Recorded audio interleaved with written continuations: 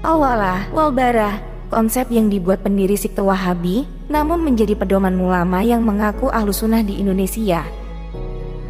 Wala itu artinya apa? Loyalitas. Kepada siapa kita loyal? Berwala itu artinya berwala, berpihak.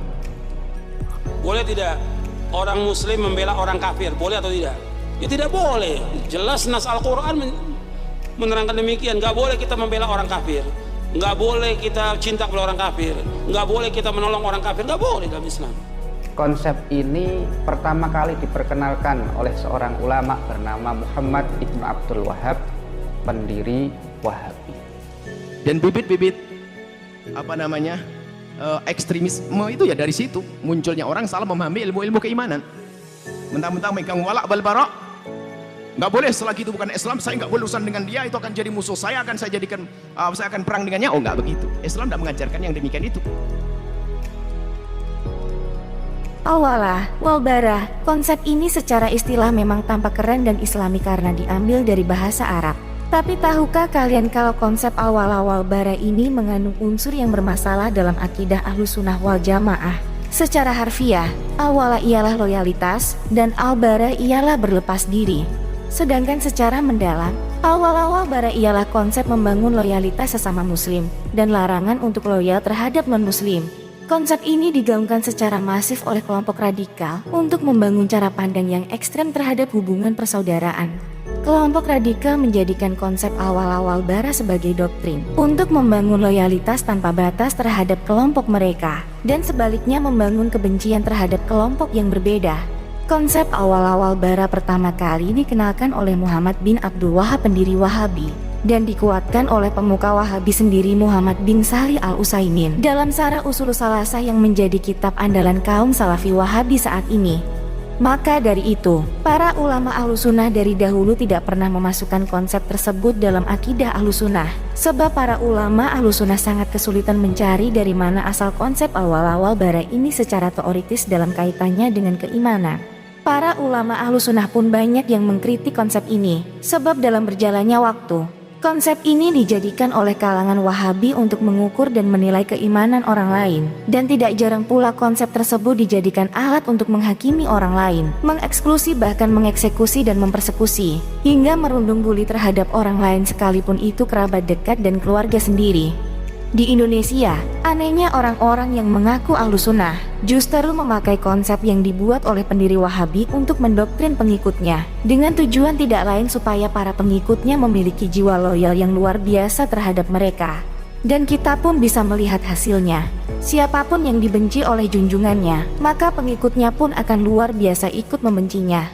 Dan siapapun yang dipuja oleh junjungannya, maka pengikutnya pun akan ikut memujanya dengan luar biasa pula. Sangat munafik memang mereka ini. Mereka mengaku Ahlussunnah yang menentang paham Wahabi, namun kenyataannya mereka justru memakai konsep yang dibuat oleh pendiri Wahabi, yang jelas akibatnya akan sangat buruk bagi kesatuan dan persatuan sesama anak negeri. Ada umat Nabi Muhammad, umat ngaku Islam, salah memahami tentang al-wala wal bara sehingga menjadikan gampang dikit-dikit jadi musuh. Orang di luar Islam dikit-dikit jadi musuh, ngajak perang. Oh, enggak begitu. Itu salah memahami al-wala wal bara. Jadi kalau orang sudah berbarok, berlepas diri itu ada 4. Pertama apa? Al-kufur, mengingkari. Yang kedua al-adawah, memusuhi. Yang ketiga al-baghdha, membenci. Dan yang keempat adalah memutuskan hubungan, mufasalah. Anda bagi yang baru belajar, awas, hati-hati kalau Anda sudah bertemu dengan kitab masalah al-wala wal bara, hati-hati. Biasanya penulisnya adalah penulis yang gini-gini ngajak perang itu, sehingga semua di luar Islam jadi musuh, perang terus hidupnya. Enggak. Al-wala wal bara, kalau salah memahami wala bara memang bahaya sekali.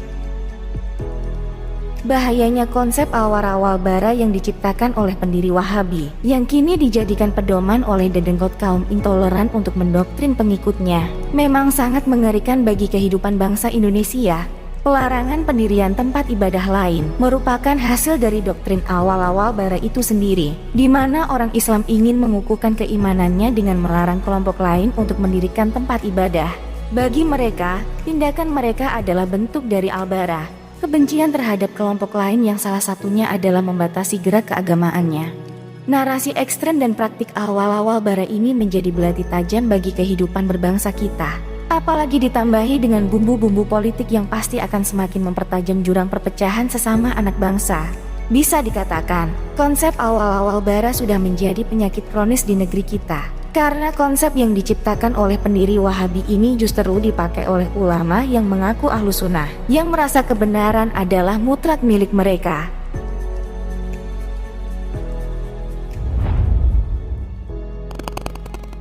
Kadrun mencoba mengingkari fakta. Dari sekian banyak penghina NU dan ulamanya, hanya 3 ekor saja yang berakhir dalam penjara. PBNU nggak ikutan ya? PBNU kemana nih PBNU?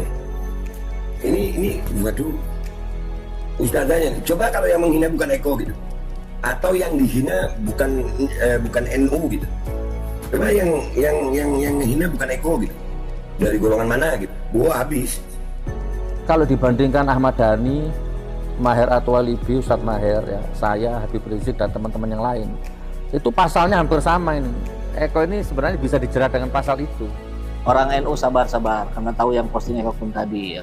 Pasti dimaafkan sama tukang cabut izin pondok pesantren. Siapa maksudnya? Itu Gus Yakut. Dan ketika Ustadz Maher At-Thalibi minta maaf, semua respon teman-teman NU, Ustadz Maher At-Thalibi dimaafkan, tapi proses hukum tetap berjalan. Kasus penghinaan kepada Ning Imas Fatimahtus Zahra oleh Eko Kuntadi, seperti yang sudah diduga oleh banyak orang sebelumnya, kasus ini pasti akan berakhir damai. Ajaran mulia para ulama NU memang lain dengan ulama-ulama sebelah. Jika ulama sebelah selalu mengedepankan amarah dan kebrutalan dalam menyikapi setiap masalah, maka ulama NU lebih mengedepankan kedamaian seperti yang dicontohkan oleh nabinya. Dari kasus ini, para masyayikh kita dari Pondok Pesantren Lirboyo sesungguhnya telah mengajarkan kita semua bagaimana kita harus berbesar hati dan rela memaafkan orang yang telah mencaci dan menghina kita sedemikian rupa. Meskipun hati dan kepala kita sudah pasti menahan amarah yang luar biasa dengan penghinaan yang sedemikian biadabnya. Banyak yang membuli ulama kita ini lemah karena dengan mudah memaafkan orang yang telah menghinanya. Apa benar memaafkan itu sikap yang lemah? Tentu tidak. Ketika kita bisa memaafkan seseorang dikala hati kita tengah panas-panasnya, justru itulah kekuatan besar sesungguhnya dalam hati kita, yang mampu menahan segala amarah demi menahan hawa nafsu yang tengah menguasai jiwa. Dan itulah yang sedang ingin diajarkan oleh masyayikh kita, dengan memaafkan orang yang telah menghinanya sedemikian rupa. Lalu banyak dari gerombolan Bani Kadrun yang kemudian melemparkan narasi bahwa Eko Kuntadi mudah dimaafkan dan tidak dibawa ke jalur hukum karena Eko bukan dari kelompok yang berseberangan dengan NU. Coba kalau yang menghina adalah kelompok di luar NU, mereka sudah pasti habis seperti Suginur, Ustadz Mahir, dan Ahmad Dhani. Narasi ini sungguh picik. Eko Kuntadi memang menghina ulama NU, tapi dia jantan mau mengakui kesalahan dan kemudian datang meminta maaf atas kesalahannya. Bani Kadrun jelas ingin menutupi fakta sejarah. Dari sekian banyaknya kasus penghinaan terhadap ulama NU, hanya 3 ekor saja yang kemudian masuk ke dalam penjara. Alfian Tanjung. Lalu si pemilik channel Benteng Akidah Fahmi Mawardi, si Ustadz Kadrun Fahmi Al-Anjantani, kemudian si penghina Mbah Maimun Zubair, si penghina Gusmus, dan banyak lagi yang tidak bisa disebutkan satu persatu. Semuanya berakhir dengan damai karena mau datang langsung dan meminta maaf seperti yang dilakukan Eko Kuntadi.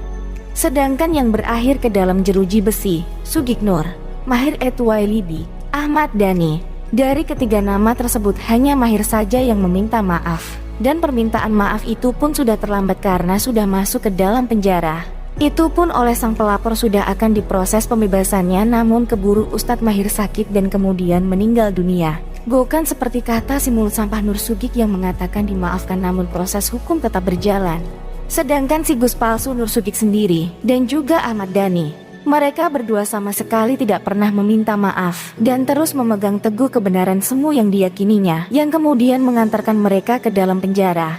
Bahkan si psikopat Sugignur, jangankan meminta maaf atas kesalahannya, baru keluar penjara pun dia sudah kembali menghina Habib Lutfi. Dia menyindir Habib Lutfi secara licik, dengan menyebut nama itu bisa mengotori majelis jika disebut di dalam majelisnya tersebut. Istilahnya ekonomi masih belum mapan dan lain banyak, jadi saya demi anak, demi istri Gus, gak apa-apa sudah. Mau dibilang cebong terserah. saya harus bebas. Nah, singkat cerita begitu saya mau minta maaf, saya akan cium kakinya Habib itu, Habib Fulan tuh.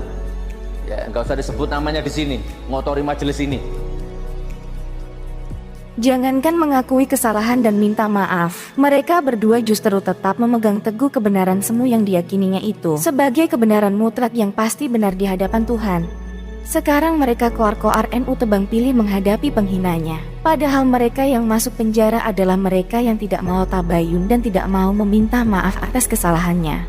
Itulah piciknya Bani Kadrun. Mereka menutup mata terhadap banyaknya kasus penghinaan terhadap NU dan ulamanya yang berakhir damai karena mereka mau meminta maaf dan mau mengakui kesalahannya. Mereka Bani Kadrun mencoba menutupi fakta yang ada, bahwa hanya ada 3 ekor saja yang masuk ke dalam penjara dari sekian banyak para penghina NU dan ulamanya. Dari sini sudah jelaskan bahwa narasi-narasi busuk Bani Kadrun yang menyudutkan NU. Kalau kita mau melihat data dan fakta yang ada, narasi mereka semua akan mental dengan sendirinya. Maka dari itu kita sebagai warga Nahdien, jangan pernah mudah percaya terhadap narasi-narasi busuk Bani Kadrun yang mencoba menjatuhkan marwah organisasi kita.